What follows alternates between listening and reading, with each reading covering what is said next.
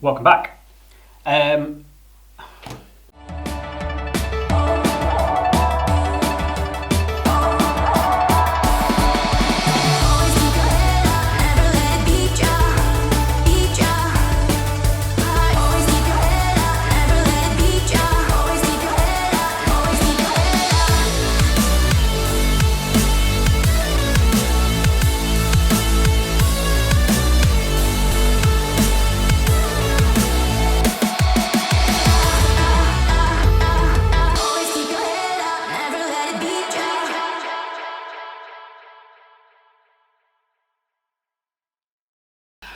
Welcome back. So I got an email, well, I got a message through my Facebook page, a business Facebook page, links below,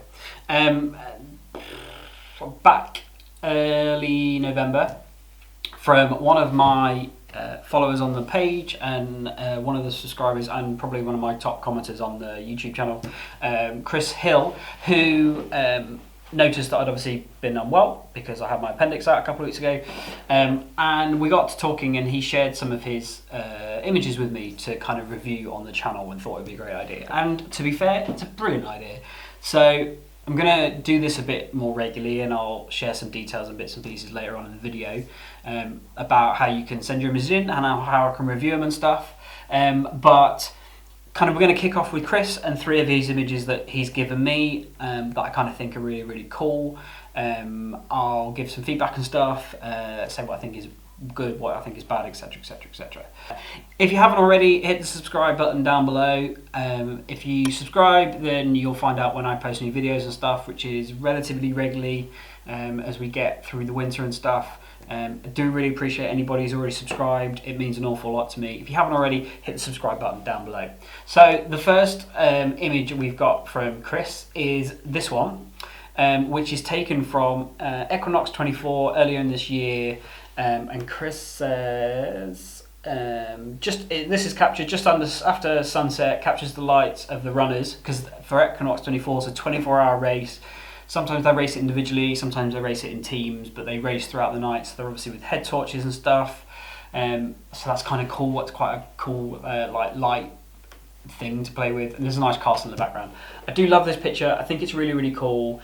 You can kind of tell that maybe there's a bit too much grain in there. If you look on the back portion of the background underneath the castle, it's quite grainy underneath that castle, to be fair. That might be because the ISO is really, really high to capture everything in the daylight. Maybe it was quite dark at the time. For me, I'd have gone a little bit underexposed in order to kind of keep those shadows and stuff rather than kind of getting lots and lots of grain. This is an image that I took at the Equinox 24 race that I covered earlier in the summer, where I very much went for that silhouette. You could apply the same thing here, Chris. I do honestly think this is a banging image. I love the runners running through the foreground. I love the fact that you've got all the tents and stuff and the athlete village under the castle as well, and that's all nicely lit up. I just think maybe it's a little bit too bright, could be a bit more underexposed to kind of keep a lot of those shadows rather than kind of blowing stuff out. But the sky looks really, really cool. Yeah, looks great. I like that photo a lot. Photo number 2. This is from the Worksop half marathon that I've run, by the way. I had my fastest ever half marathon time at the Worksop half, 2 hours and get this 8 seconds.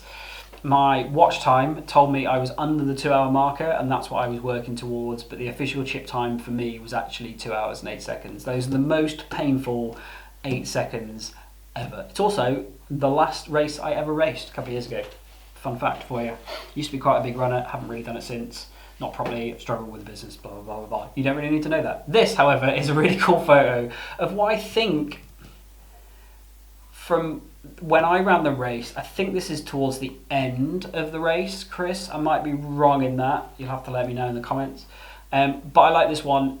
It's really well framed. You can clearly see that Chris is in the middle of the road. The undulating nature of the road means that he is slightly above that runner, which is just the way it is. It's kind of cool.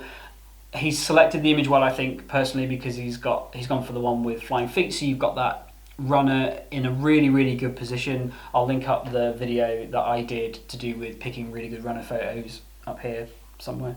But I like this one. Flying feet, run off the ground, looking strong, coming through that avenue of trees. Looks really, really cool. Really like that one. To be fair, wouldn't change it a whole lot if I'm honest. There wouldn't be a whole lot of change that I would do to it. I just think it's a really cool photo, Chris. Well done. The last one is from a track training session under lights. Chris says in the message that he sent me that he was really kind of testing the limits of his kit to see what he can and can't do. And I've talked about that before, about understanding your kit, where it can perform, where it can't, that kind of stuff. So putting yourself in an environment where your kit's going to struggle is actually a good thing, because you learn what it can and can't do. This photo, right off the bat, really cool. I like the way that there's actually two tones to the lights. There's one pink, there's one blue. I like the fact that you've got runners in stride. I like the fact that there's a lot of foreground. Feel like it's been cropped in. I know it is a square crop, but I feel like there's been a crop in there as well, so that we've kind of cropped into the image. I like the fact that those runners are all kind of in different points of the stride. It is a bit grainy. I'd pull the exposure back just a touch. I'd bring those shadows back just a touch. You'll still retain detail of the track. You'll still retain detail of the lamp and the lights, and you'll also catch some of the runners, but you'll kill a lot of that grain as well. But again, it's a really, really cool image. And just because I don't crop square for stuff in my work doesn't mean that anybody else can't. If you want to crop square, if you want to crop vertical, do it. Whatever works for that photo. For me personally, I find that landscape crop always just works. It's just where I naturally find my comfort zone, if that makes sense. But yeah, that's really, really cool. Chris, thanks so much for sending those in. It's been really cool to sit and look at them and think about them and stuff, and to kind of give my feedback.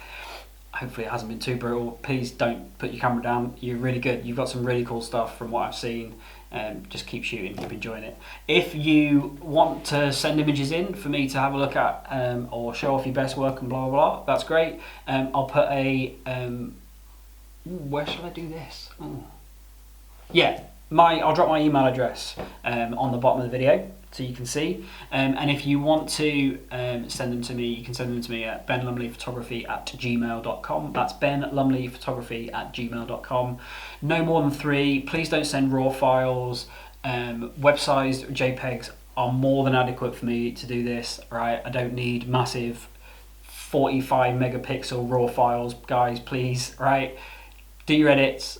Do whatever you want to do. Send me what you think is your finished image. Send me a web size one, no more than sort of 2,000 pixels wide, and yeah, that'll be enough. And I'll review 3 from each person. So if you want to send in anything, I'll do another review of photos in the next couple of weeks. We'll see what we get from everybody out there in the community, and we'll go from there. If you haven't already, hit subscribe so you can follow along on all the videos and stuff that I post. If you like this video or any of the other videos that you see that I put out there, please hit the like button. It does mean an awful lot to me when I see likes and stuff.